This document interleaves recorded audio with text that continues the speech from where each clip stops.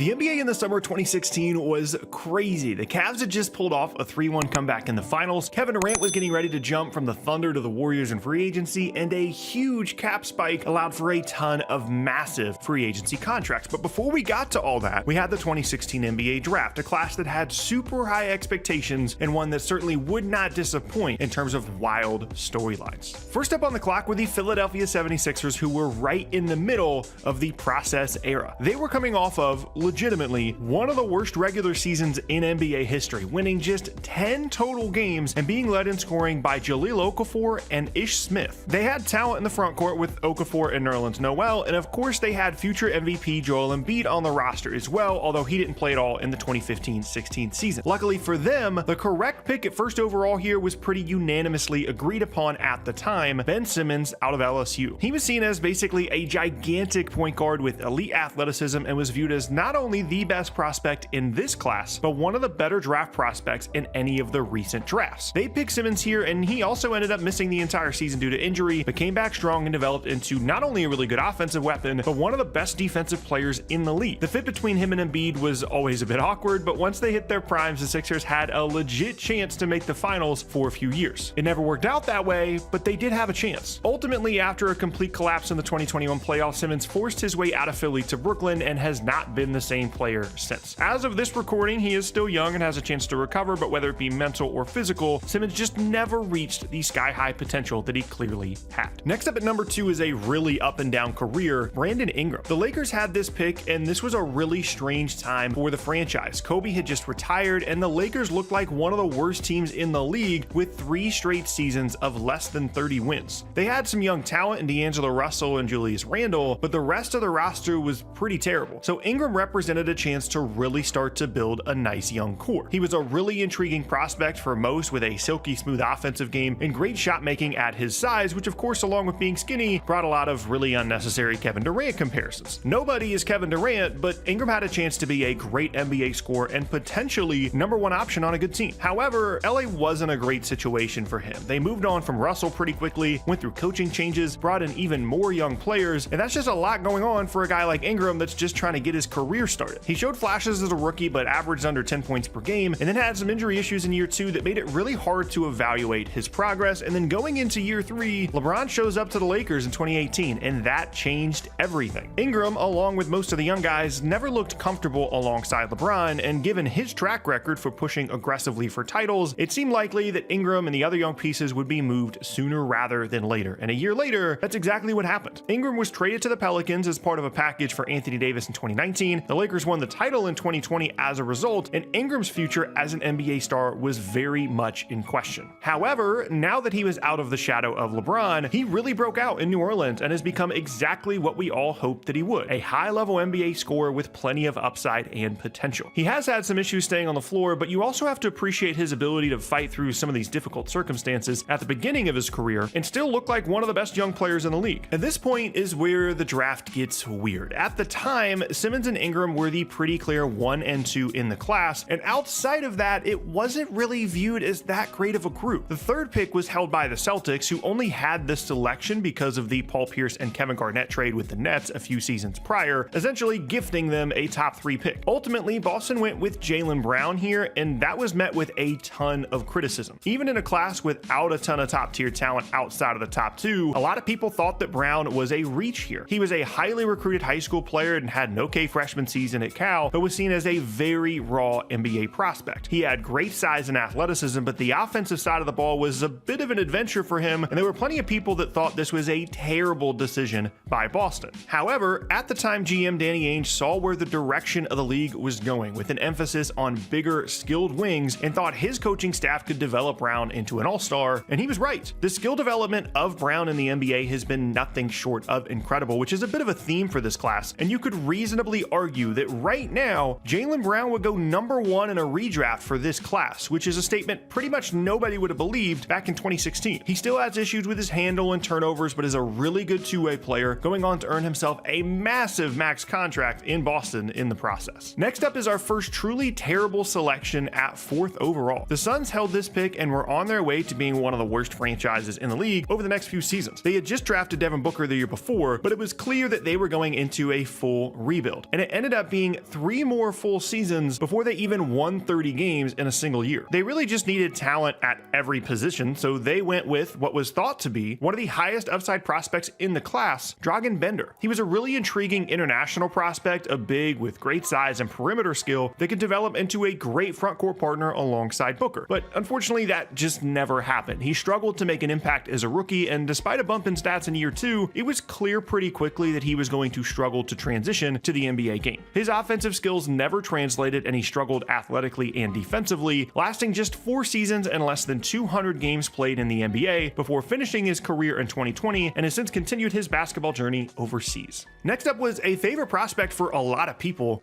Dunn. He ends up going 5th overall here to the Timberwolves, a team that was on the rise at the time. They had a great young core of Andrew Wiggins, Zach LaVine, and Karl Anthony Towns, all of which were just 20 or 21 years old. With the addition of another top 5 pick, they looked like they had one of the best futures in the entire league, and Dunn seemed like a solid fit. He was a great defensive guard that was much more of a complementary player than the young trio that Minnesota had put together, and if he could develop into like a slightly worse version of Drew Holiday for them, that would be perfect. The problem was, as a rookie, Dunn was simply bad. The Timberwolves had brought in Tom Thibodeau as their new head coach, and he was really hard on rookies historically, with Dunn playing just 17 minutes per game and putting up terrible numbers. But there were enough flashes defensively to still be a bit optimistic about him, even though you would have hoped that he would have a bigger impact as a 22-year-old rookie. But after just 1 year in Minnesota, the Timberwolves decided to speed up the rebuild, trading away Dunn, LaVine, and the newly drafted Lauri Markkanen to Chicago in exchange for Jimmy Butler. And things did not get much better in Chicago for Dunn. They really tried to make him their point guard of the future, and his numbers did improve, but he dealt with injury issues and just never developed enough as a playmaker or a shooter to become a true offensive threat. After 3 seasons with the Bulls, he bounced around to a few other teams, making very little impact. An unfortunate career for a very intriguing prospect. Moving on now to one of the more interesting careers in this class at 6th overall, Buddy Hield. The Pelicans held this pick coming off of a rough 30-win season in their first year with Alvin Gentry, and it was clear that they needed to improve the roster around Anthony Davis quickly to keep him happy in New Orleans. They desperately needed more scoring in the backcourt, so they went with Buddy Hield, which was an interesting pick because he was 24 years old coming into the league, so obviously there wasn't a ton of upside there. He had a great season in college the year before, but it was strange to see such an old prospect get drafted so early, but they really needed the spacing and thought that he could contribute right away, and they were right. Hield was good as a rookie and looked like a solid long-term piece for the team, but he didn't last long in New Orleans. Halfway through his second season, he was sent to Sacramento in a trade package for DeMarcus Cousins, and a lot of people criticized what the Kings got in return, largely because Hield was the main centerpiece of the deal. However, Hield was good in Sacramento and has continued to be one of the most underrated shooters in the entire league, and honestly completely fulfilled his promise as a prospect. A great shooter, good offensive player, never going to be an all-star, but still very good. Sometimes it's kind of refreshing when guys are just exactly what you expect them to be in the NBA. Next up now, though, is arguably the coolest selection in the entire draft at 7th overall. This pick belonged to the Denver Nuggets, who were coming off of a solid but not great 33-win season. Their first under new head coach Michael Malone, and future MVP Nikola Jokic was in his age 20 season that year. And the only reason they had this pick was because of the Carmelo Anthony trade from 2011, and this was in the 2016 draft. The very last piece of the Melo trade was pick swap rights in 2016, which allowed the Nuggets to swap their own pick at 9 for the Knicks pick at 7, which turned out to be a huge deal. With the 7th pick, Denver went with Jamal Murray from Kentucky, a high-scoring, high-upside combo guard that they desperately needed given their roster at the time. Murray was a really interesting prospect because of his offensive skills, but questions about his positional fit as not really a point guard but also not really a shooting guard caused him to slip a bit in this draft. And honestly, even with as great as the rest of the team was, you could easily argue that the Nuggets would not have won the 2023 title